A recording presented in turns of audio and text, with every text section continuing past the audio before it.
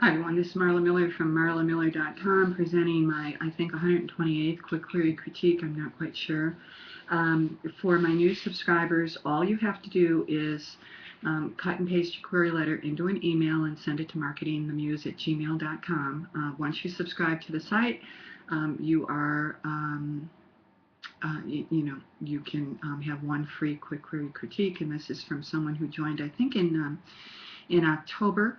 The list is not too bad, so I should be able to. I mean, I think if you send it in the last 2 weeks, it should be within the month that you get a critique. Okay, let's just get to this one. Dear Blank, calling himself the bastard cousin to a private investigator, Nicholas Leaf steals back stolen valuables. 9 years ago, that valuable was a kidnapped boy, and to steal him back, Nicholas had to endure intense psychological trauma. Never again has Nicholas agreed to take on a missing child case until now. A Santa Monica art gallery owner has paid him $10,000 to recover a stolen rubber chicken. His client claiming herself psychic, Nicholas is inclined to dismiss the theft as a prank, perhaps a poltergeist struck.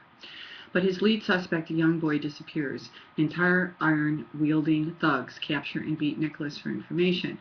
Nicholas's escape is effected by Iceman, who shields him against pain, physical and emotional. Born as a coping mechanism during Nicholas's harsh childhood, Iceman is Nicholas experiencing himself as a detached observer.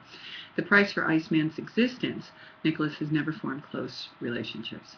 But Iceman can help him against headstrong PI wannabe Oni Justice. She enmeshes herself in Nicholas's case. Worse, she invades his heart. Not knowing a proper defense, he goes to war with himself and with her, blind that his vulnerabilities are being exploited to make the both of them pawns in a game of international art smuggling.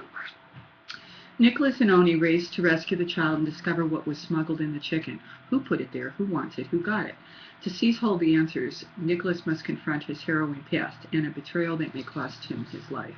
Iceman and the Rubber Chicken is complete at 100,000 words with themes of friendship and betrayal, of connection and disconnection, of assuming personal responsibility to address injustice or letting it spread unchallenged. The novel will appeal to fans who enjoy mystery blended with humor and moments of poignant drama. Life in the Round. My short stories have been or will be published in blank and blank, and my creative nonfiction has been published in blank and blank. A couple of my stories have earned awards. I hold a PhD in mathematics. I've pasted below the first 10 pages of the manuscript and below that a 2-page synopsis. Thank you for your time and consideration. I look forward to hearing from you. Okay, so what do I think of this novel that is titled Iceman and the Rubber Chicken? Well, a couple of things. I think it's pretty disjointed. I think that there's an awful lot here, and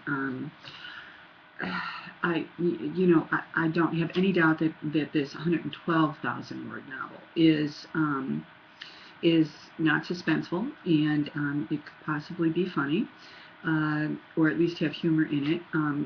I appreciate the names that the author has given her protagonists and the people who are involved in this caper mystery. But I think that there's some they border on cliche. Rubber Chicken is, I don't know, it's pretty cliched. So overall, I really can't go into the too much of what I don't think works. But I will tell you, here's what I think the story is about. It's about a man who had a troubled childhood. He finds stolen items. He's had bad experiences with it because he had a negative experience when a child was involved. He doesn't want to do this, but he takes the money.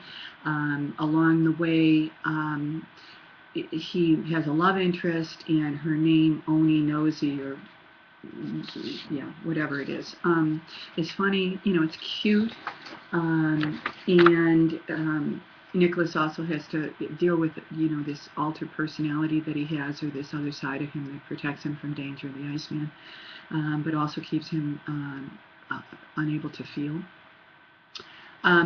So there's just a lot here, and I don't really know what it's not that I don't know what the story is about, but it's jumbled on these several pages. Two, I printed it out with bigger font.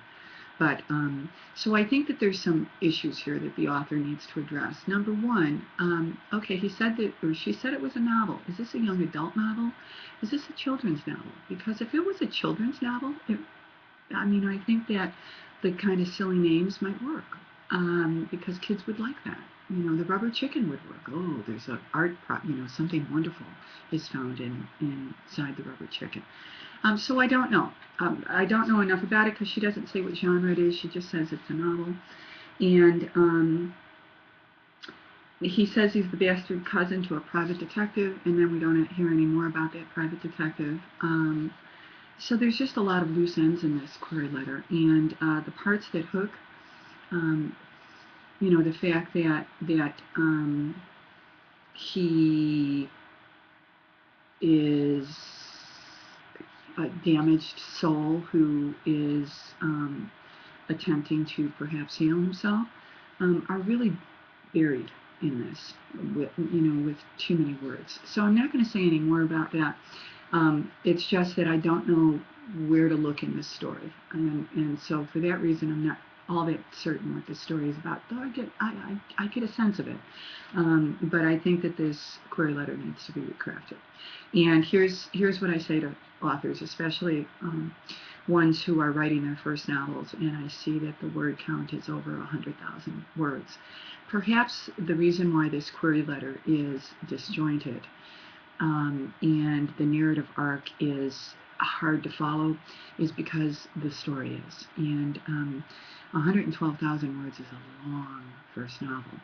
And so my guess would be that this author would do her story a service by getting back in there and perhaps finding a good editor to help her with it, or a critique group. And I don't know, she might already have that going. So I'm going to encourage her to do that, so that this story that is here somewhere pops out, because that's what a query letter is, isn't it? It should pop off the page. The agent or the editor reading it should say, I've got to have more. And at this point, I don't think that that would be the response. And then just one last thing before I go, and that is, this author says that she is published or will be published. Don't include that. Don't waste those words offering that. If you're published, say you're published. If you're not published, don't say you're going to be published, because agents and editors are very wary of people who say that, because a lot of authors, you know, say that. So I hope that this is helpful. Until the next time, be well and keep writing. I will tell you that in terms of my own writing, we will be posting another edition of Show Don't Tell, Finding the Right Editor, and I hope in next week's posting you're going to see me and Tiffany in real time, or kind of real time, chat with each other about the editing process. And I think probably the topic that we'll focus in on is one that you have offered in your comment section, and that is, how much of what an editor tells you do you trust? It's a good question. Until the next time, be well, keep writing.